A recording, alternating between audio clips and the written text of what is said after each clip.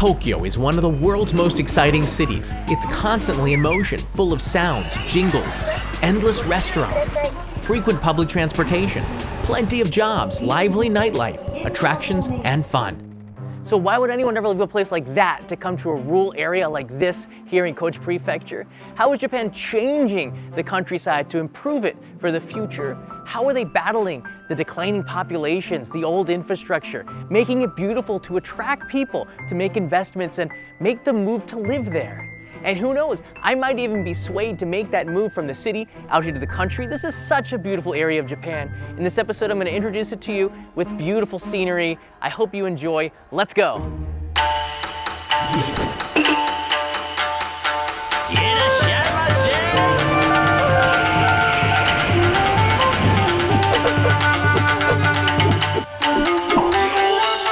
Only in Japan.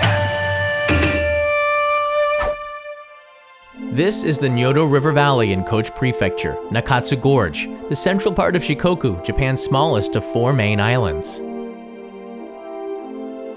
It's an amazing area that has been in decline for many years, but they've got a plan here.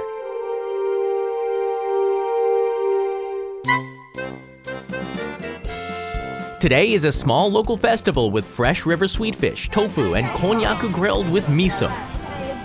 Nearby is a stand serving locally brewed craft beer, part of a plan to revitalize an aging Japanese town. And of course, there's an interesting story as to how it got here. It's run by an American who recently moved to this small Japanese town. This is Ken Mukai of Mukai Craft Beer in Kochi, and I was curious how this mathematics teacher from a big city ended up in rural Japan. Over a pint of his IPA, he tells his story with a punchline at the end. As walking around town, there were things that came up that my friends noticed. Mainly being, all the buildings are empty. How is it possible that this town is still surviving? And my friends in Oki just basically said, look, you want one of those buildings? And I just jumped up and I said, boy, if I could have one of those, I'd start a brewery. And of course I was joking, you know, I was in no intention of leaving the teaching profession. But wait, so all of this just started from a joke? From that, yeah. And basically that fun night, we just laughed about it, thought it was the end. Then we rounded our trip at the end in Kochi and had sort of the same discussion, right? And interesting thing happened. My friend in Kochi stopped and he said, no, you should not go to Oki, you should come here to Kochi. And we said, you know, sure, of course, you know, and had a lot of fun and thought that was the end. About a month later, when I'm back in the United States, I get a phone call from that friend and he says, hey, Ken, I found you a place. And I said, what are you talking about? And he says, you remember you said you're going to move to Kochi? And I said, we were just messing around. He goes, well, I found you a place. That place is here, along the river in Nyodogawa town, Kochi Prefecture, a very natural area in central Shikoku. His brewery is across the river from an abandoned school turned hotel, convenient for guests who don't want to drive after drinking. There's a camping area nearby too. Not much else, making it a real getaway for visitors. And the water. It's got this blue color. Nyodo Blue, they call it. So the brand is called Blue Brew, perfectly named since it's brewed from the water here.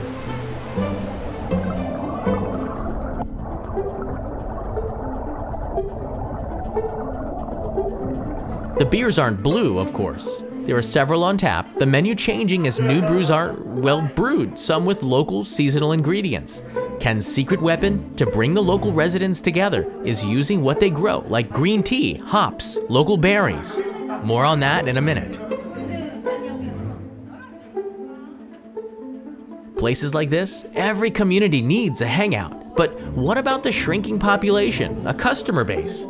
There had to be something else in it for Ken.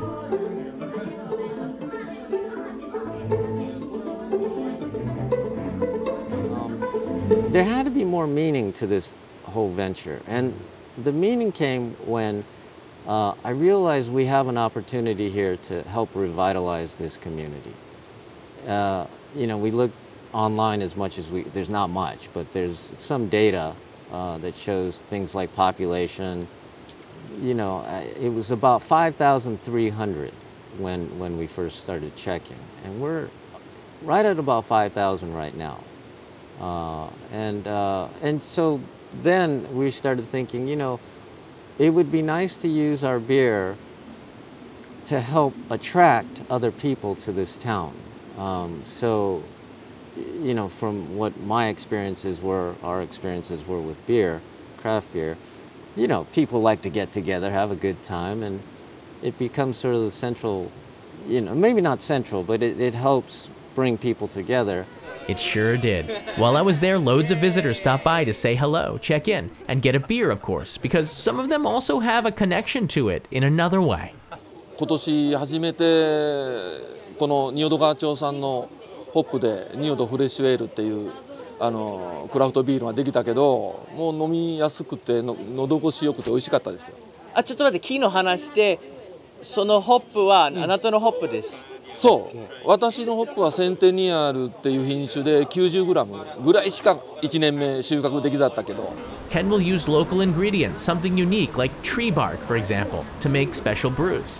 One patron was also a local guide who almost got me to move out here. 私は高知が大好きだから、別にここで不自由してないからちょっと歩けばすぐ山があって、ちょっと行けばすぐ川があって、ですぐ動けば海があって、こんなにねアクセスのいいね、遊べるところはねないと思ってるので、高知が大好き。Ken's chemistry teaching background no doubt plays a part on the wonderful balance in the beers he produces, but it almost didn't work out. There are a lot of roadblocks you don't initially see when starting up in an old town. Not everyone is on board with changes, but Nyodogawa Machi had the right leaders at the right time to make this work. So what happened was we had started to make the commitment to come here, and then all of a sudden we decided, no, we're not going to do this, and then the town took some interest in us. And that's what made it interesting. And the town said, whoa, it's like chotto matte, right? It's like, and then we're like, wow. And then they go, we'll give you money if you come, but only to certain locations. So my wife took a trip, went to 6 locations within this town. And some of these were like, there's a school that's closed, that's bigger than, that's twice as big as that one. And they looked at my wife and said, you want the school? And then, now, hold on. They go, you could have the school, but you have to have it renovated for earthquake safety, and we will not pay for that. All right? So, of course, we didn't have any money for that, so we said, no, we can't. It was lovely, though. I was like, man, we could have an entire school, right? But that school is still available. Wow, okay. So, and then there are other locations. This one was appealing because this was one of the ones where there would be this government money. Without the support of the leaders in the community, something like this just isn't possible, no matter how bad the economic problems are. Many just don't like change. There were enough supporters here to help Ken and the community, and that's key for Japan's rural areas to turn things around. Nakano-san was one of those supporters. 自分たちができることといったら、お家もちろんこちらに移住してもらうのであれば生活をしてもらうということになりますので、お家を探したりとかサポートできると思っています。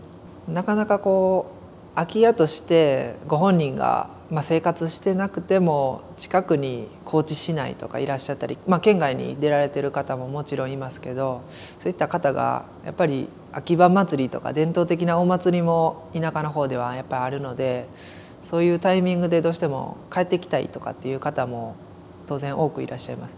そういった中でなかなか貸してくれないとかっていう方も多いんですけど、これからそういったところも発掘して仁淀川町に来たいと思ってもらえる方ってどんどん増えてきてると思うので、向井さんたちのクラフトビールの取り組みとかもどんどん新しく始まってすごく魅力ある町になってきてると思うので、そういった発掘も並行して皆さんに来てもらえるように体制づくりをしていければと思っています。Housing is also a challenge in the countryside. Although there are a lot of akiya or abandoned houses, most owners don't want to rent or sell property they've had in the family for generations, so a lot gets wasted or unused. If you do buy an abandoned house, or abandoned school for that matter, you're also responsible for earthquake-proofing it and maintaining it, and that can cost a lot. The biggest problem we have here is housing.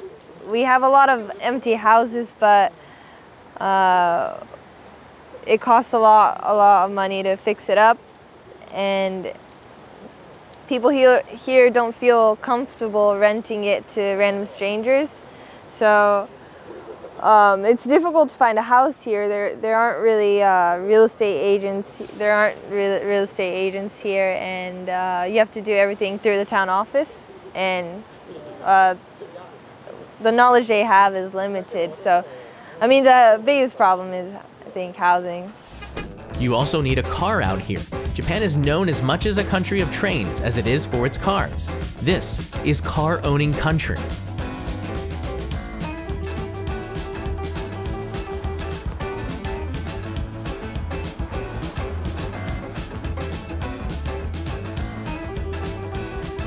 There's a growing interest in turning around Nyodogawa, new ideas. Actually, I'm hoping like half of my life as I, spend time in US, and I miss them.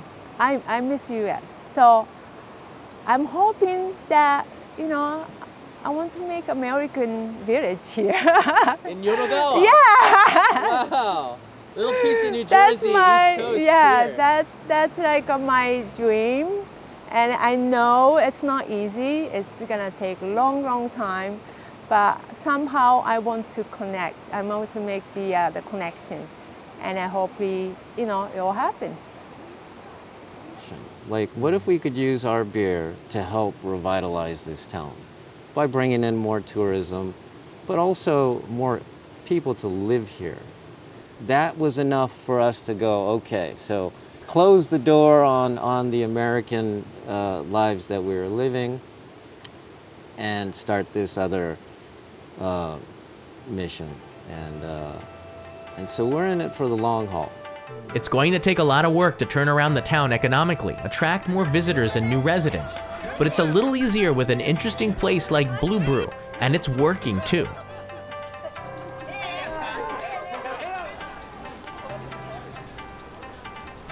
Let's turn to another small town in Kochi that is turning the corner on the retro town vibe.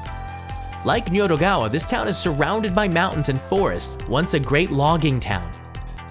This is Yusuhara, one of my favorite places in Shikoku to hang out. Had to make some very hard changes to make it an attractive place to live in the 21st century. It's got everything you need: supermarket, hotel, bakery, clean water and environment, new infrastructure, and a beautiful wide avenue with restaurants, cafes to stroll around. Most old towns have narrow roads, electric and telephone wires cluttering the street view above. Not here.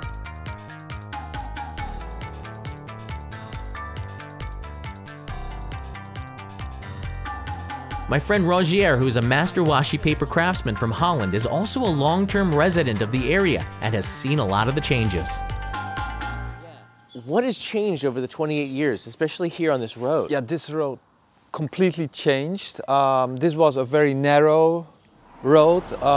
They had metal poles here standing before the houses, so it would prevent the big trucks with the logs and the trees and the construction trucks not hit the eaves. So it was very narrow place. So the buildings came all the way to the sides Yeah, of the the roads? side, and no sidewalks. Now Yusuhara has sidewalks, thanks to a progressive mayor who made some very generous deals to relocate the residents. It's completely changed the town to a cozy, relaxed place to both stay and live. Once residents saw the change, they opened up to change even more. What has this change done for this town? I think it became so open to accept things from outside, and people were a little bit worried, but with the trees and the sidewalks and no electricity poles anymore, it's so modern. People are very surprised when they come here visitors, tourists, they go, wow, what's happened here? And it looks nice. The mayor can have a plan, but if the people don't get it, I mean, it's not possible. So, and people keep complaining maybe, but little by little people got used to this really modern architecture, but he's using wood. The wood, they grow, it's part of their life, so it mixed it very well together, and that made it possible to do this. This is huge, to move houses and let people move to other places. Yusuhara is a good blueprint for other towns to make the hard changes, because when residents see and live in it, they don't want to go back. They start leaning forward. The problems Japan's rural towns face is actually a worldwide problem. Alex Kerr has a lot of experience in this field, having renovated several Edo period homes in Shikoku. He's studied this problem in depth. Well, I think the key thing with Yusuhara is that they respected the old, and so they did something with their old houses and the old kabuki theater, and then it also went very new. So they got Kuma Kengo to do this quite avant-garde modern architecture, and so that's the magic ingredient, is the old plus the new, and that excites young people, right? Because they don't want to go back to the past and live in a museum. You know, they're modern people looking forward to a new life, and so they want to be at the cutting edge. So you need to bring that into. Japan is undergoing, for a few decades now, where the population is declining. A lot of people are also moving to those big cities. That's creating a problem with the small towns where they're decaying. How did this happen? Well, you really have to look at it in the world context. The entire world is going through this, and you'll see decaying villages in Italy and in Scotland and in Russia and now in parts of China. It's a world problem, and it's actually a good thing, because we were looking at drastically expanding human populations, and now it's leveling off. So it's good for the planet, not so good for the local towns, because it really becomes sad and there are no children anymore. The village paths get overgrown. There are ways to deal with it. And one of the ways is to pull people out of the big cities back to the countryside, which is so doable in this internet age, right? We learned in the COVID years that you can do an awful lot with Zoom. You don't have to commute to an office in a big city. So there's this new chance. Now the key problem is going to be the decisions you make that are going to make your little town attractive or not. This is a real hard choice, balancing the desires of long-term residents to keep things the same with the need to attract new residents to rural towns, which is vital for a town's future. For Yusuhara, it's hard to ignore the Kengokuma design buildings like the public library. Even the town's city hall has a lot of style. Yusuhara is one of the towns I would give serious consideration to moving to. Finally, we'll talk with Violet, who moved to a small town called Otoyo, deep in the heart of Shikoku. You can see the area is surrounded by mountains, the beautiful Yoshino River, one of the highlights of the town. I met her and her husband and family during the yuzu citrus harvest in their front yard last year and asked her, does she miss anything from the cities? Yes and no. I mean, we were only in Tokyo this time for 5 years. Before that we were in LA, and before that we were in Portland, we've lived in London, we've lived all over the world. And Tokyo was our most recent, where we were most recently. But when we moved to the countryside, yeah, it was a big step. So I decided to just move for a year, just try it out. Renting my house out in Tokyo, and we could always go back if we didn't like it. But after we moved here, I realized that, there were lots of things happening in the countryside that I think doesn't get noticed as much when you're living in Tokyo. The devastation economically, the standard of living is very different. There's no jobs, there's no talent, there's no people, there's a talent drain, young people moving to the cities, and it's a huge problem. And you see all these government assets that were built in the bubble era and beyond, countryside people love using government subsidies to build things, but then it just doesn't get managed very well. So you see all these problems and issues going on. And I just felt like with my background, working in the stock market for 15 years, you know, with my economics background, I thought maybe there was something I could do to help. Tell me a little bit about your town. Otoyo is in the middle of the mountains. We are one of the most economically depressed towns in Japan. We rank 5th from bottom out of 1,400 and I think 41 towns and villages in the country. We rank 5th from bottom in terms of income level. So when people think of Japanese countryside, they think of Karuizawa or Hakuba. This is not a glamorous place. I'm going to have to say that up front. However, it has one of the most beautiful rivers going down the town. So, you know, it was very famous whitewater rafting. I think rafting was brought here first in Japan. Apparently it was brought here first. So the World Rafting Championships is hosted here down in our town. It was posted, I think, 3 years ago before the pandemic. It's a great place to be. There's lots of outdoor activities. I think 88% of this town is forest, and there's only 1% that's flat. What keeps you in Otoyo? This is something that, you know, I battle with every single day because I have 3 kids and my husband's American, he's not Japanese. Our kids are only quarter Japanese because I'm half Japanese. So, you know, English is their first language, and I do feel bad for bringing them all here to the countryside in Japan. You know, education isn't that great. You know, the closest school only has 10 kids a year. Yes, it's something I battle with. But my mother's here, and this is where my mother's ancestors are from. And, you know, we look at the graveyard and there's like more than 400 years of history, because in Japan, you put the names of people that died and you put all the family into the same grave. So when you look at our family grave, there's like over 400-year history written on the names and the back of the grave. So it has a lot of history. I thought it'd be really sad if it dies after my mother's generation, because I'm the oldest out of the 3. I wouldn't have been able to do this 10 years ago, but I guess that's why, you know, I don't mind living here so much because of that, and also Amazon. Right. That's right. You can get anything delivered to you. Yeah. Because there are no shops around here. It would take me an hour just to get to the closest, you know, like the largest supermarket. So if we didn't have the Amazon deliveries, I don't know how we would survive. Choosing between the city and countryside to live in Japan isn't an easy choice, but as some small towns find ways to make living there more attractive, it's getting harder to turn down the fresh air and open freedom that covers most of Japan, like this.